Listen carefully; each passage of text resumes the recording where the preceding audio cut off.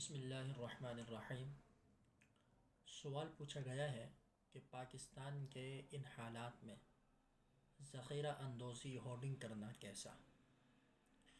تو سب سے پہلے اللہ تبارک و تعالیٰ کی بارگاہ میں دعا کرتے ہیں کہ اللہ تبارک و تعالیٰ ہمارے ملک پاکستان کی حفاظت فرمائے، اس کو اندرونی بیرونی خطرات سے محفوظ فرمائے۔ اللہ تبارک و تعالیٰ ملک پاکستان کے معاملات کو درست فرمائے۔ سب سے پہلے تو یہ سمجھ لیجیے کہ ذخیرہ اندوزی ہے کیا۔ ذخیرہ اندوزی اس کی صورت یہ ہے کہ کوئی مہنگائی کے زمانے میں غلہ خریدے اور اسے فروخت نہ کرے، بلکہ اس لیے روکے رکھے کہ جب لوگ پریشان ہوں گے مجبور ہو کر مہنگے داموں خریدیں گے اور وہ چیز مارکیٹس میں دکانوں پر بھی موجود نہ ہو۔ یہ صورت شریعت مطہرہ کی نظر میں ناجائز گناہ ہے۔ اس کے علاوہ عام حالات میں مارکیٹس میں چیز موجود ہیں، عام حالات میں غلے کو روک لینا، ذخیرہ اندوزی کر لینا، احتکار کرنا بلا شبہ درست ہے، جائز ہے، اس نیت سے کہ جب مہنگا ہو جائے گا، مہنگا ریٹ ہوگا تو ہم اس کو بیچ دیں گے۔ لیکن اس وقت جو ملکی صورتحال ہے، ہم سارے ہی اس صورتحال سے آگاہ ہیں، ہمارے سامنے ہے۔ ان حالات میں گندم اسٹاک کرنا یا کوئی مثلا چینی اسٹاک کرنا، یہ ایسی کنڈیشن نہیں ہے، ایسی سچویشن نہیں ہے کہ ہم ان حالات میں بھی ذخیرہ اندوزی کریں۔ ظاہر سی بات ہے کہ ہم مسلمان ہیں، اور ایک کامل مسلمان کی نشانی اور علامت یہ ہے کہ وہ شریعت مطہرہ کے مطابق اپنے ہر قدم کو اٹھائے۔ ذخیرہ اندوزی کرنے کی ممانعت کے حوالے سے نبی کریم صلی اللہ تعالیٰ علیہ وسلم نے ارشاد فرمایا کہ جو مہنگائی بڑھانے کی نیت سے 40 دن غلہ روکے رکھے گا، وہ شخص اللہ سے دور ہو گیا اور اللہ اس سے بیزار ہو گیا، نعوذ باللہ من ذالک۔ ایک مسلمان کے لیے اس سے بڑی کیا سزا ہو سکتی ہے کہ وہ اللہ سے دور ہو جائے۔ اسی طرح اس کے بہت سارے نقصانات ہیں ذخیرہ اندوزی کرنے کے، احتکار کے۔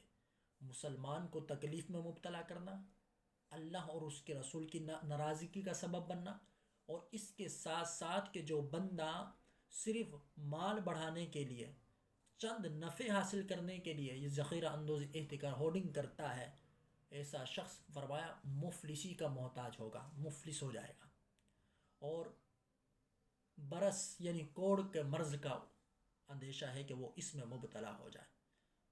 ایک بزرگ رحمہ اللہ کا، یعنی ہمارے اسلاف کا انداز کیا تھا اور ہمارا انداز کیا ہے۔ ایک بزرگ رحمہ اللہ نے ایک گندم سے بھری کشتی بصرہ روانہ کی اور اپنے وکیل کو خط لکھا، کہا کہ جس وقت آئے اسی وقت بیچ دینا، انتظار نہیں کرنا زیادہ نفع کا۔ لیکن جب وہ اس وقت کشتی پہنچی تو وہاں ریٹ ہی کم تھا، تو ان کے وکیلوں نے اور تاجروں نے مشورہ یہ کیا کہ اسے ہم روک لیتے ہیں فلاں دن تک، اور انہوں نے اسے روکے رکھا اور کئی گنا نفع حاصل ہوا۔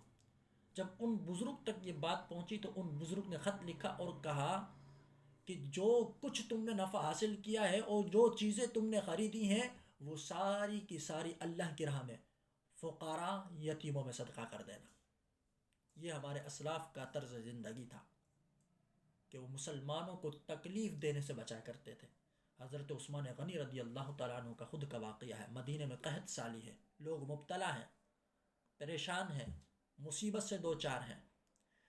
آپ رحمہ اللہ کے 10 اونٹ غلے سے بھرے ہوئے ہیں، مدینہ طیبہ انٹر ہی ہوا چاہتے ہیں، تاجر وہاں پہلے ہی پہنچ جاتے ہیں۔ جس طرح ہمارے یہاں پر بلیک میں مال خرید کر اور بلیک میں بائے کر دیا جاتا ہے، بیچ دیا جاتا ہے، اسی طرح وہاں کے تجار آپ سے وہ سامان لینے آ گئے، کہا ہم آپ کو 2 دگنا نفع دیں گے، 3 دگنا دیں گے، 4 گنا دیں گے آپ کو۔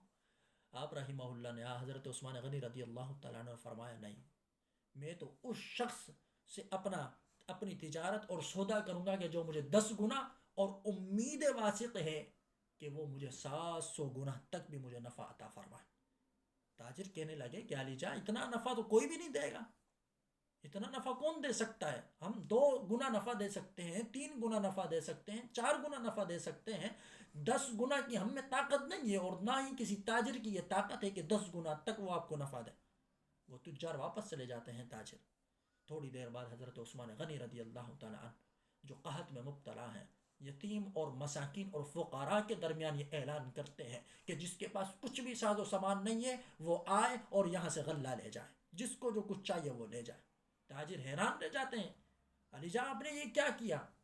فرمایا میں نے اس اللہ رب العالمین سے سودا کیا ہے کہ جس کا فرمان ہے کہ جو ایک چیز، ایک دانہ، ایک پیسہ اللہ کی راہ میں صدقہ کرے گا، اللہ تبارک و تعالی اسے 10 گنا بلکہ اللہ 700 گنا تک اسے نفع عطا فرمائے گا۔ اور پھر اسی پر بس نہیں ہے، فرمایا واللہ یضاعف لمن یشاء، اور اللہ جس کے لیے چاہتا ہے مزید دوگنا کر دیتا ہے۔ ہمیں ان واقعات، ان حدیث اور ان آیت کریمہ کو مد نظر رکھتے ہوئے جو ایک مسلمان اور کامل مسلمان کی زندگی ہے اسی کے مطابق ہمیں اپنی زندگی گزارنی چاہیے۔ یہ مشکل وقت ہے، چلا جائے گا، مصیبت ہے، ختم ہو جائے گی،